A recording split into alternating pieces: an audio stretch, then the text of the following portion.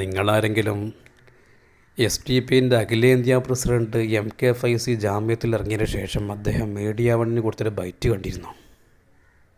ചെയ്തതിന് ശേഷവും ജയിലിലൊക്കെ ഉദ്യോഗസ്ഥരുടെ ഒരു സമീപനം എങ്ങനെയായിരുന്നു? ഇല്ല, അവരെ പ്രത്യേകിച്ച് പ്രശ്നങ്ങളൊന്നും അങ്ങനെ ഉണ്ടാക്കിയിട്ടില്ല.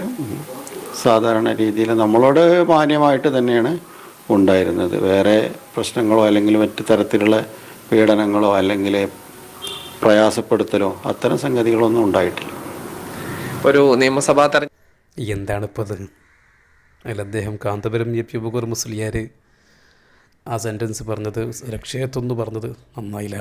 അദ്ദേഹം സുരക്ഷിതത്വം എന്നല്ലിട്ട് പറഞ്ഞത്, അദ്ദേഹം പരിപൂർണ സുരക്ഷിതരാണെന്ന് കാന്തപുരം പറഞ്ഞു എന്നുള്ളതാണ്. അങ്ങനൊന്നും കാന്തപുരം ബിക്കർ മുസ്ലിയാർ പറഞ്ഞിട്ടില്ല. പോട്ടെ, ഒന്ന് കൂട്ടൽ സ്വാഭാവികമല്ലേ, അവരല്ലേ, അവരുടെ ലക്ഷ്യം അതാണല്ലോ. ഓക്കെ, പിന്നെ അദ്ദേഹം പറഞ്ഞത് നിങ്ങൾ കേട്ടോ? അദ്ദേഹം പറഞ്ഞതിനേക്കാളും RSSനെ വെള്ളപൂശുന്നൊരു സംഗതി അദ്ദേഹം പറഞ്ഞത്. അദ്ദേഹത്തോട് മീഡിയക്കാരൻ ചോദിക്കുകയാണ്, നിങ്ങൾ 12 മാസം ഒരു കൊല്ലം ജയിലിൽ കിടന്നിട്ട് നിങ്ങൾക്ക് ജയിൽ ഉദ്യോഗസ്ഥന്മാരേക്കൊന്ന് വല്ല പ്രയാസങ്ങളുണ്ടായിട്ടുണ്ടോ? അതിലദ്ദേഹം പറയാണ്, എനിക്ക് അങ്ങനത്തെ കാര്യമായിട്ട് പ്രയാസങ്ങളൊന്നും ഉണ്ടായിട്ടില്ല. അവർ മാന്യമായിട്ടാണ് എന്നോട് പെരുമാറിയത്. അവർ മാന്യമായിട്ടാണ്, എനിക്ക് സുഖമായിരുന്നു, വലിയ പ്രയാസങ്ങളൊന്നും ഇല്ലായിരുന്നു. മാന്യമായിട്ട്, ശിക്ഷ അല്ല എന്നല്ല പറഞ്ഞത്, മാന്യമായിട്ടായി, മാന്യതയോട് നിരക്കാത്തതുപോലും ഉണ്ടായിട്ടില്ല. മാന്യമായിട്ടാണ് എന്നോട് പെരുമാറിയത്. ഇതന്നെയല്ലേ കാന്തപുരം പറഞ്ഞത്? ഇത്ര കാന്തപുരം പറഞ്ഞിട്ടില്ലല്ലോ. കാന്തപുരം എത്ര പറഞ്ഞോ? ഇല്ലല്ലോ. ജയിലിൻ്റെ ഉള്ളിൽ സുരക്ഷ സുഖമാണ്, ഇന്ത്യയിൽ സുഖമാണെന്ന് പറഞ്ഞാൽ പ്രയാസം. ഇന്ത്യൻ്റെ കീഴിലുള്ള ജയിൽ, കേന്ദ്ര സർക്കാരിൻ്റെ കീഴിലുള്ള ജയിലിൻ്റെ ഉള്ളിൽ സുഖമാണെന്ന് പറഞ്ഞാൽ വലിയ കുഴപ്പമില്ല. പോട്ടെ, ഞാനത് പറയാനല്ല ഇപ്പോൾ വോയിസിൽ വന്നത്. അതിൽ വേറൊരു വിഷയമുണ്ട്. ഏറ്റവും വലിയ വിഷയം, ഇപ്പോൾ ഇവരെന്താ പറയുന്നത്? ജയിലിൻ്റെ ഉള്ളിൽ സുഖമെന്ന് പറഞ്ഞാൽ, കേന്ദ്ര സർക്കാരിൻ്റെ കീഴിലുള്ള ജയിലിൻ്റെ ഉള്ളിൽ സുഖമാണെന്ന് പറഞ്ഞാൽ അതിൻ്റെ അർത്ഥം എന്താ? ഇതിന് 3 ചാൻസാണുള്ളത്. ഇവർക്ക് സുഖമാവണമെങ്കിൽ 3 ചാൻസാണുള്ളത്. എന്താ കാരണം? കേന്ദ്ര സർക്കാരിൻ്റെ RSSൻ്റെ ഏറ്റവും വലിയ ശത്രുക്കൾ ഞങ്ങളാണെന്നല്ലേ അവരുടെ വാദം. അതിൻ്റെ ഏറ്റവും വലിയ നേതാവ് ഈ ദേശീയ പ്രസിഡൻ്റല്ലേ അദ്ദേഹം. എന്നിട്ട് ആ വലിയൊരു ശത്രുവിനെ കിട്ടിയിട്ട് പോലും അവർ ചെയ്തത് മാന്യമായ സ്വഭാവം എന്ന് പറഞ്ഞാൽ, ഒരു ഉള്ളറയിൽ അവരെ കൈവള്ളിയിൽ ഒരു ശത്രുവിനെ അങ്ങനെ കിട്ടിയിട്ട് അവർ മാന്യതയോട് നിരക്കാത്തൊരു സ്വഭാവം പോലും 1 കൊല്ലം ചെയ്തിട്ടില്ല എന്ന് പറയണമെങ്കിൽ അത്ര വലിയ മാന്യതയുള്ള മഹാന്മാരാണ് കേന്ദ്ര സർക്കാർ എന്നുള്ളൊരു ആശയല്ലേ അവർ കൊടുക്കുന്നത്. ഒന്നുകിൽ അങ്ങനെ ആവണം, അല്ലെങ്കിൽ ഇവരെ കണ്ട് പേടിച്ചിട്ട് ഇവരോടൊന്നും ചെയ്തില്ല എന്നാവണം. എങ്ങനെ പേടിക്കാനാ? ഒരു ദേശീയ പ്രസിഡന്റ് അറസ്റ്റിലായി കിടന്നിട്ട് എത്ര സമരങ്ങളും നിങ്ങൾ കണ്ടിരുന്ന? ഏതെങ്കിലും യൂണിറ്റുകൾ വലിയ വലിയ പ്രക്ഷോഭങ്ങളോ സമരങ്ങളോ പ്രതിഷേധങ്ങളോ കണ്ടിരുന്ന? ED ഓഫീസിൻ്റെ മുന്നിൽ പ്രതിഷേധം കണ്ടിരുന്നോ? ഒരു പ്രതിഷേധവും ഇല്ല. ഇങ്ങനെ പോവുകയെന്ന്, പേടിച്ച് നിൽക്കുകയെന്ന്. ഇവർ ഭീരുത്വത്തിൽ നിന്നുള്ള മോചനം എന്നാണ് ഇവരുടെ മുദ്രാവാക്യം.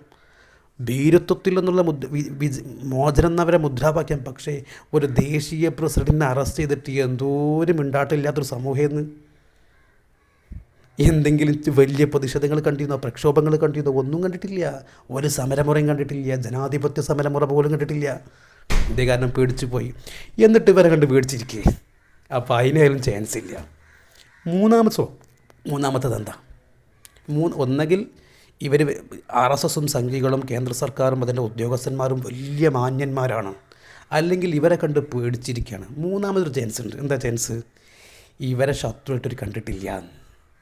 പിന്നെ എന്തിനാ അവർ അറസ്റ്റ് ചെയ്ത് കൊണ്ടുപോയത്? ഇവരെന്തിനാ പിന്നെ അറസ്റ്റ് ചെയ്ത് കൊണ്ടുപോയത്? ഇവരതിൻ്റെ മുന്നിൽ പറയുന്നുണ്ട്, രാഷ്ട്രീയ പകവീട്ടിലാണ്. രാഷ്ട്രീയ പകവീട്ടിലാണെങ്കിൽ സമരമുറ നടക്കൂലേ? രാഷ്ട്രീയ സമരങ്ങൾ നടക്കൂലേ? നടന്നിട്ടില്ലല്ലോ.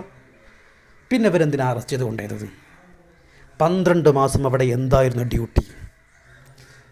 അതുമാത്രമല്ല, അത് കഴിഞ്ഞിട്ട് വരുന്ന നിയമസഭാ ഇലക്ഷൻ്റെ കുറച്ച് മുമ്പ്, ഇപ്പോൾ ഇലക്ഷൻ എടുക്കാവുന്ന ഘട്ടത്തിലാണ് അവർ ജാമ്യത്തിലിറങ്ങണത്. ഒരാളല്ല, കുറേ ആൾക്കാർ. പോപ്പുലർ ഫ്രണ്ടിൻ്റെ ആളുകളൊക്കെ ഉണ്ട്, നിരോധിക്കപ്പെട്ട സംഘടനയാണ്. അവരാളുകളും ജാമ്യത്തിൽ കുറേ ഇറങ്ങുന്നുണ്ട് നിയമസഭാ ഇലക്ഷൻ തൊട്ട് മുമ്പ്. എന്തായിരിക്കും കാരണം? പുറത്തുനിന്നൊരാൾ വീക്ഷിക്കുകയാണെങ്കിൽ ഇങ്ങനെ പറയാൻ പറ്റുമോ? ഇവർ തമ്മിൽ എന്തെങ്കിലും ഡീല് നടന്നിട്ടുണ്ടോ എന്ന് സംശയമുണ്ട്. കുറച്ച് മുമ്പാണ് ജമാഅത്തെ ഇസ്ലാമിയും RSSും തമ്മിൽ എന്തോ രഹസ്യ കൂടിക്കാഴ്ച നടക്കുന്നത്. മോഡിയായിട്ടല്ലോ കേട്ടോ, കേന്ദ്ര സർക്കാരുമായിട്ടില്ല, RSSുമായിട്ട് രഹസ്യ ചർച്ച നടക്കുന്നത്. ഇവർ തമ്മിൽ എന്തെങ്കിലും രഹസ്യ ചർച്ചകൾ നടന്നിട്ടുണ്ടോ സംശയമുണ്ട്, സംശയിക്കാൻ വകയുണ്ട്. എന്താ കാരണം? ഇപ്പോൾ അദ്ദേഹം ജയിലിൽ നിന്ന് ഇറങ്ങി വരിക. ജയിലിൽ നിന്ന് ഇറങ്ങി വന്നിട്ട് അദ്ദേഹം ഒരു ഒരു എഴുത്ത് കൊടുത്തിട്ടുണ്ട്. ആ എഴുത്തിൽ RSS എന്നോ കേന്ദ്ര സർക്കാരെന്നോ ED എന്നോ ഒന്നുമില്ല. രാഷ്ട്രീയ പകപോട്ടൽ, രാഷ്ട്രീയ ഗൂഢാലോചന, രാഷ്ട്രീയ അതിക്രമം, ഇത്രയേ ഉള്ളൂ. രാഷ്ട്രീയ പകപോക്കലിനേ ഉള്ളൂ. അവിടെ RSS എന്നില്ല, സംഘീയൊന്നുമില്ല, അവർക്കെതിരെ പോരാടുന്നില്ല, ഒന്നുമില്ല. അത് കഴിഞ്ഞ് അദ്ദേഹം ഒരു ഫസ്റ്റ് പ്രസംഗം പ്രസംഗിക്കുന്നുണ്ട്. അവിടെയും RSS എന്നൊരു അക്ഷരം മിണ്ടിയിട്ടില്ല.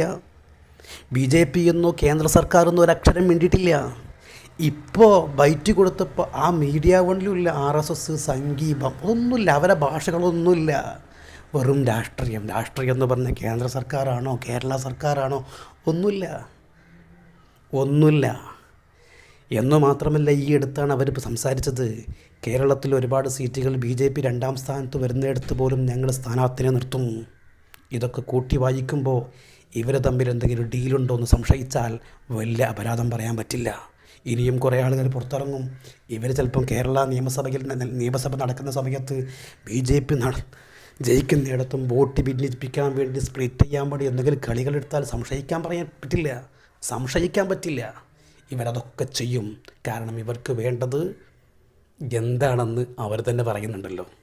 Okay, thanks.